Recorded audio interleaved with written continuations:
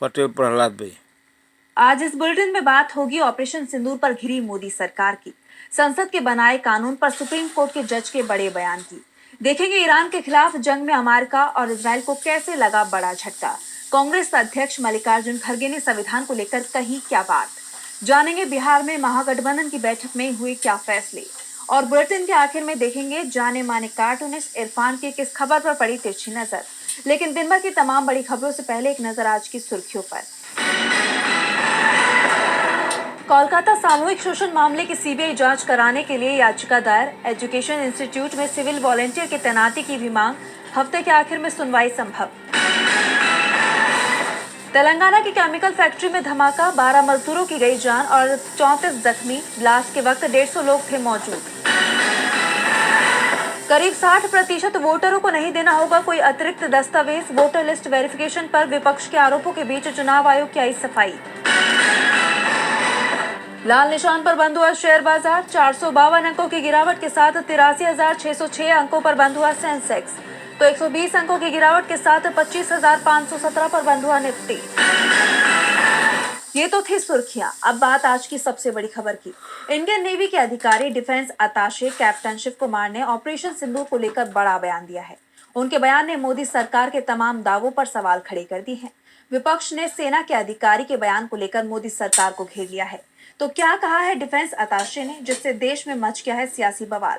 देखिए इस रिपोर्ट में। ऑपरेशन सिंदूर को लेकर नौसेना अधिकारी defence attache captain Shiv Kumar ने एक बड़ा खुलासा किया है, जिससे मोदी सरकार सवालों में घिर गई है। नौसेना अधिकारी defence attache captain Shiv Kumar ने जकार्ता में आयोजित एक कार्यक्रम में ऑपरेशन सिंदूर को लेकर कहा कि ऑपरेशन सिंदूर के प्रारंभिक चरण में भारतीय वायुसेना को अपने कुछ लड़ाकू विमान गंवाने पड़े, क्योंकि राजनीतिक नेतृत्व ने सैन्य ठिकानों या एयर डिफेंस को टारगेट न करने को कहा था। हमें केवल आतंकवादी ठिकानों को निशाना बनाने का आदेश दिया गया था। शुरुआती नुकसान के बाद भारतीय सेनाओं ने रणनीति बदली और दुश्मन की एयर डिफेंस को नष्ट करते हुए ब्रह्मोस मिसाइलों से सफल हमले किए। डिफेंस अताशे ने साफ कर दिया है कि मोदी सरकार के फैसले के चलते नुकसान हुआ है, लेकिन कितने विमानों का, ये बात उन्होंने भी नहीं बताई। अब इसे लेकर कांग्रेस ने केंद्र सरकार पर गंभीर आरोप लगाए। कांग्रेस की तरफ से कहा गया कि भारतीय वायुसेना को ऑपरेशन सिंदूर के दौरान पाकिस्तान के हाथों अपने लड़ाकू विमानों का नुकसान उठाना पड़ा। इस मामले में मोदी सरकार पूरे देश को गुमराह कर रही है। वहीं विवाद बढ़ने पर इंडोनेशिया में भारतीय दूतावास की तरफ से इस मामले में सफाई भी आ गई। दूतावास ने कहा कि डिफेंस अताशे के बयान को गलत संदर्भ में पेश किया जा रहा है। खबर का खंडन करते हुए कहा गया कि हमने सेमिनार में रक्षा प्रतिनिधि की तरफ से दिए गए प्रेजेंटेशन से जुड़ी मीडिया रिपोर्ट्स देखी हैं। उनके बयान को संदर्भ से हटाकर पेश किया गया है। मीडिया रिपोर्ट्स में उनकी बातों की मंशा और मैसेज को गलत तरीके से दिखाया गया। बता दें कि इससे पहले सीडीएस अनिल चौहान ने भी ये माना था कि भारतीय विमानों को पाकिस्तान के साथ हुए सैन्य टकराव में नुकसान हुआ था। इसे लेकर विपक्ष लगातार सरकार को घेर रहा है। मोदी सरकार ऑपरेशन सिंदूर को लेकर पहले से ही घिरी हुई है। सबसे बड़ा सवाल तो यही उठ रहा है कि जब सेना तेजी से आगे बढ़ने की स्थिति में थी, तो अचानक सीजफायर क्यों कर दिया गया। डोनाल्ड ट्रंप के बयान भी मोदी सरकार पर सवाल खड़े कर रहे हैं। तो वहीं सुप्रीम कोर्ट के जज ने भी बीजेपी के दावों की पोल खोल दी है। सुप्रीम कोर्ट के जज ने संसद के बनाए गए कानून को रद्द करने पर बड़ी बात कह दी है। देखिए रिपोर्ट। वक्फ कानून पर सुप्रीम कोर्ट का क्या फैसला होगा, इसका सबको इंतजार है। लेकिन इस मामले में सुनवाई पूरी होने से पहले ही बीजेपी के मंत्री नेता सुप्रीम कोर्ट पर ही सवाल उठाने लगे हैं। सुप्रीम कोर्ट के अधिकार क्षेत्र को लेकर नई बहस छिड़ गई है। इस बीच आए सुप्रीम कोर्ट के एक जज के बयान ने सबका ध्यान अपनी तरफ खींच लिया। जस्टिस उज्जवल भुइया ने साफ कर दिया कि किसी भी कानून को बनाने की प्रक्रिया में जज हस्तक्षेप कर सकते हैं। उन्होंने कहा कि ये आलोचना कि जज लोगों द्वारा चुने नहीं जाते, इसलिए उन्हें कानून बनाने में हस्तक्षेप नहीं करना चाहिए। इसका कोई कानूनी या संवैधानिक आधार नहीं है। संविधान ने सुप्रीम कोर्ट को ये जांच करने का अधिकार दिया है कि संसद द्वारा बनाया गया कानून संविधान के अनुरूप है या नहीं, और अगर नहीं है तो न्यायपालिका न्यायिक समीक्षा की शक्ति का प्रयोग करके ऐसे कानून को रद्द कर सकती है। जस्टिस भुइया के इस बयान को वक्फ कानून से जोड़कर देखा जा रहा है। मुस्लिम संगठन और विपक्ष जो इस कानून का विरोध कर रहे हैं, उनका कहना है कि ये कानून असंवैधानिक है। ऐसे में इस कानून पर सुप्रीम कोर्ट का फैसला आने से पहले जस्टिस भुइया का ये कहना कि अगर कोई कानून संविधान के अनुरूप नहीं पाया जाता है तो उसे रद्द भी किया जा सकता है। इसे सरकार के लिए चेतावनी के तौर पर देखा जा रहा है। ऐसे में मोदी सरकार की चिंता बढ़ सकती है। जस्टिस उज्जवल भुइया ने जो कहा है उससे मोदी सरकार चिंता में दिख रही है, क्योंकि ये बयान वक्फ कानून पर सुप्रीम कोर्ट के फैसले से पहले आया है। ऐसे में सवाल उठ रहे हैं कि क्या वक्फ कानून भी रद्द हो सकता है। वैसे सवाल इस समय ईरान और इजराइल के सीज फायर को लेकर भी उठ रहे हैं। ईरान को ना तो अमेरिका पर भरोसा है और ना ही इजराइल पर। तो क्या पश्चिम एशिया में जल्द ही फिर से शुरू होने वाली है जंग? देखिए इस रिपोर्ट में।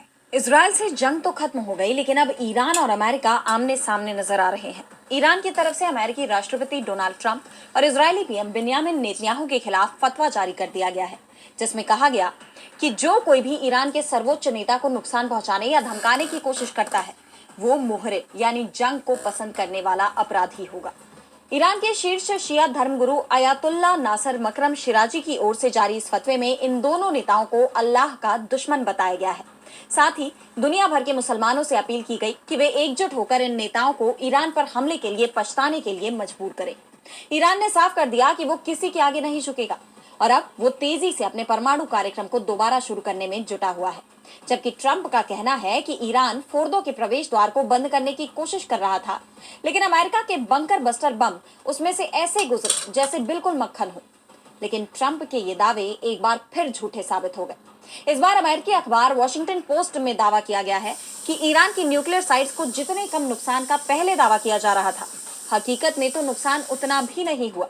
ये नुकसान बेहद मामूली है। वॉशिंगटन पोस्ट ने यह दावा ईरानी अधिकारियों के फोन कॉल को इंटरसेप्ट के जरिए किया है, यानी ईरानी अधिकारी फोन पर आपस में जो बातचीत कर रहे हैं उसे सुनने के बाद यह दावा किया जा रहा है कि अमेरिका का हमला पूरी तरह से फेल हो गया। इससे पहले अमेरिका की लीक हुई खुफिया रिपोर्ट में भी ऐसा ही खुलासा हुआ था, जिसे CNN और न्यूयॉर्क टाइम्स ने पब्लिश किया था। हालांकि ट्रंप ने इसे नकार दिया और मीडिया संस्थानों से माफी मांगने को कहा, लेकिन अब खबर आ रही है कि CNN और न्यूयॉर्क टाइम्स ने अमेरिकी राष्ट्रपति के इस अनुरोध को ठुकरा दिया। वैसे अब वॉशिंगटन पोस्ट के इस दावे को भी व्हाइट हाउस ने खारिज कर दिया है, लेकिन अमेरिकी राष्ट्रपति अब अपने ही दावे में बुरी तरह उलझ गए हैं। पश्चिम एशिया में तनाव बना हुआ है। ईरान और इजराइल के बीच कभी भी सैन्य टकराव शुरू हो सकता है, तो एक जंग भारत में भी छिड़ी हुई है। जिस तरह से बीजेपी के नेता संविधान में बदलाव की बात कर रहे हैं, आरएसएस की तरफ से भी संविधान में बदलाव के दावे हो रहे हैं। उसके बाद कांग्रेस ने भी मोर्चा खोल दिया है। कांग्रेस अध्यक्ष मल्लिकार्जुन खड़गे ने बीजेपी और संघ को सीधे चेतावनी दे दी है। तो क्या कुछ कहा खड़गे ने, देखिए इस रिपोर्ट में। आरएसएस महासचिव दत्तात्रेय होसवाले ने बीते दिनों संविधान की प्रस्तावना से 2 शब्द हटाने की बात कही। उनके बयान से देश में सियासी हलचल तेज होती जा रही है। इस मामले में अब कांग्रेस अध्यक्ष मल्लिकार्जुन खड़गे ने कड़ी प्रतिक्रिया दी। खड़गे ने होसवाले को मनुस्मृति का समर्थक बताया और कहा कि अगर संविधान के किसी भी शब्द को छुआ गया तो कांग्रेस उसकी कड़ी विरोधी होगी और वो अंतिम दम तक लड़ाई करेगी।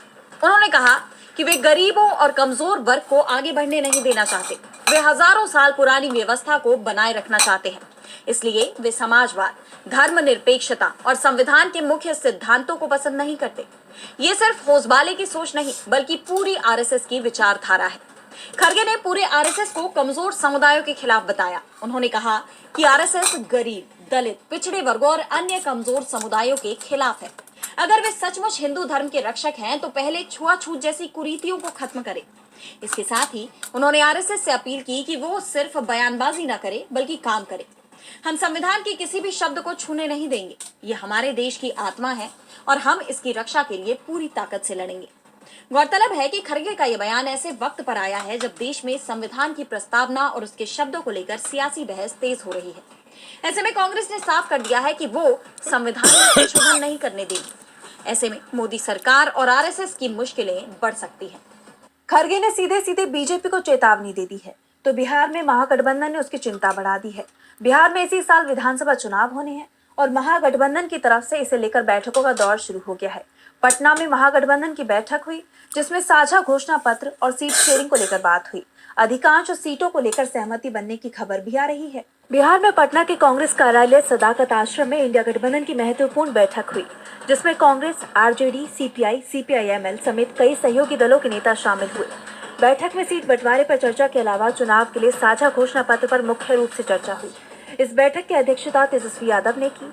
इस बैठक में इंडिया गठबंधन में तय किया गया कि वो किन मुद्दों को लेकर चुनाव में जनता के बीच जाएंगे। बैठक में कमाई, पढ़ाई, दवाई और सामाजिक न्याय जैसे मुद्दों पर विशेष ध्यान देने की बात कही गई और ये साफ कर दिया कि इन्हीं मुद्दों के इर्द गिर्द इंडिया गठबंधन का रोड मैप बनेगा। बिहार में कांग्रेस प्रभारी कृष्णा अल्लावरू ने बताया कि हमारा प्रयास है कि बिहार को बिहार वासियों के लिए बनाएं और एक बेहतर बिहार बनाएं। इसलिए कमाई, पढ़ाई, दवाई और सामाजिक न्याय पर हमारा विशेष ध्यान रहेगा। कांग्रेस नेता अशोक गहलोत ने कहा कि राजस्थान में हमने जो हेल्थ मॉडल बनाया है उसकी तुलना पूरे देश में कहीं नहीं हो सकती है।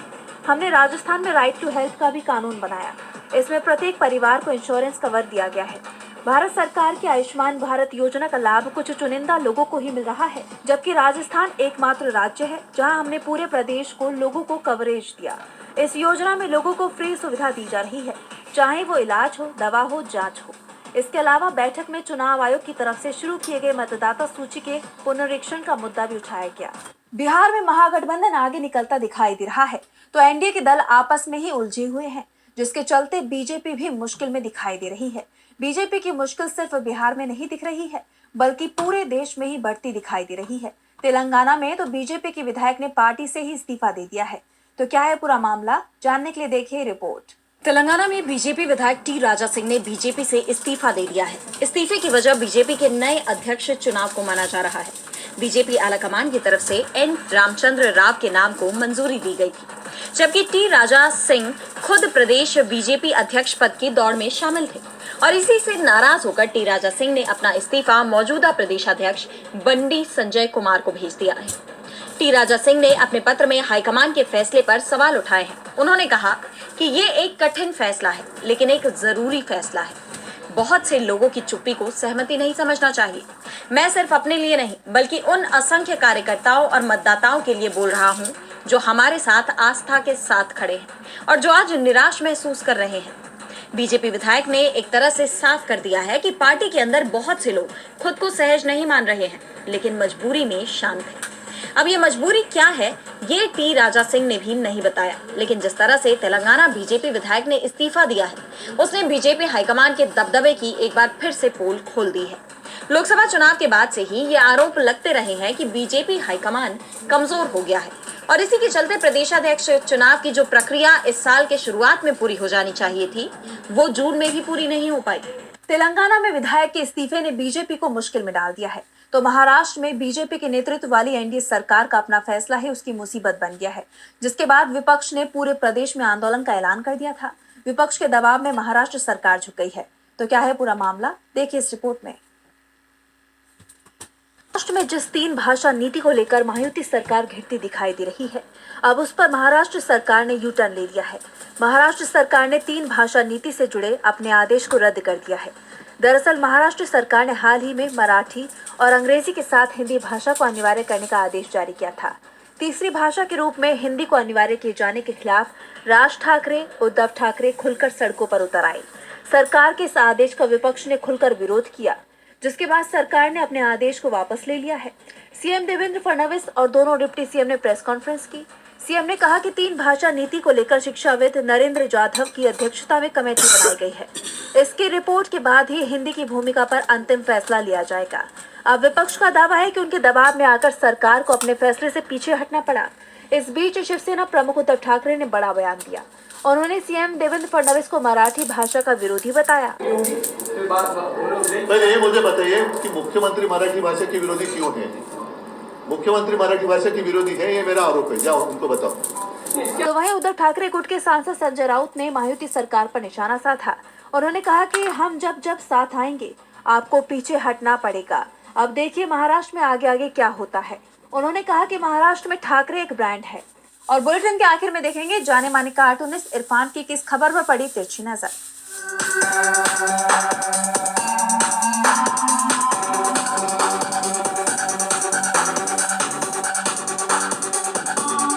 महाराष्ट्र में 3 लैंग्वेज पॉलिसी को लेकर के फडणवीस सरकार बैकफुट पर आ गई है।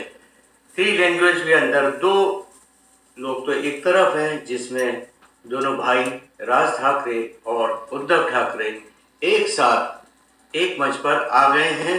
दूसरी तरफ बीजेपी है, जहां पर देवेंद्र फडणवीस की सरकार एकदम दबाव में आ गई है, क्योंकि मराठी मानुष की राजनीति वहां पर सबसे अव्वल है, जिसके लिए राज ठाकरे, जो कि अभी तक बीजेपी के खास आदमी हुआ करते थे, वो उनको छोड़ करके और उद्धव ठाकरे के पास में आ गए हैं, क्योंकि उनको भी तो मराठी वोट बैंक की राजनीति करनी है। अब देखना ये है कि मराठी में वोट मांगने वाले ये दोनों भाई इस वक्त तो एक साथ आ चुके हैं, लेकिन आगे वो कितनी दूर तक जाएंगे ये देखने वाली बात है।